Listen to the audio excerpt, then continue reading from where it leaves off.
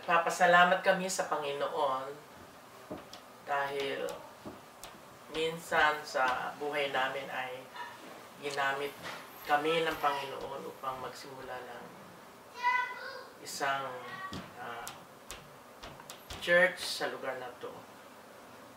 It motivates us dahil sa nais naming marinig ang salita ng Diyos sa pamamagitan ng aming sariling mga wika. At kami ay nasamahan ng maraming mga tao na narito na noon.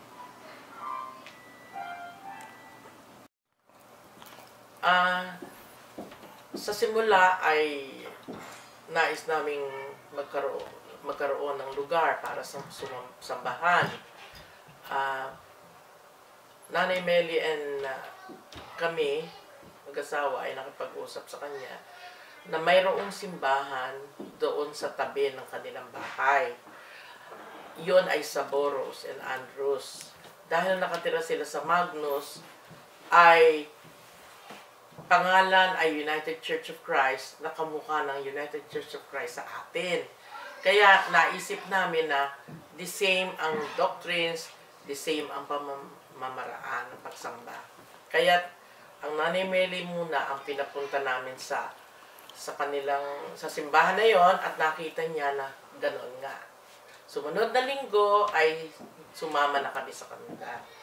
Na ang laman ng simbahan ay German na mga puti na on the ripe age already.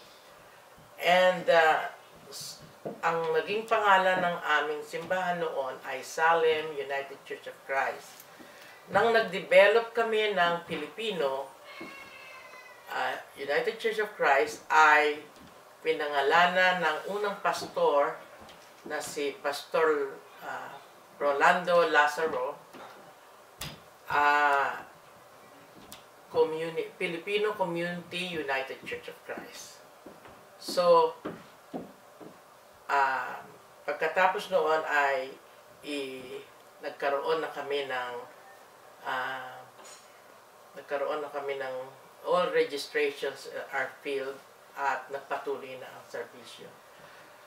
Ang unang-unang pananambahan na ginanap ang Filipino United Community Church ay sa Crescent Park.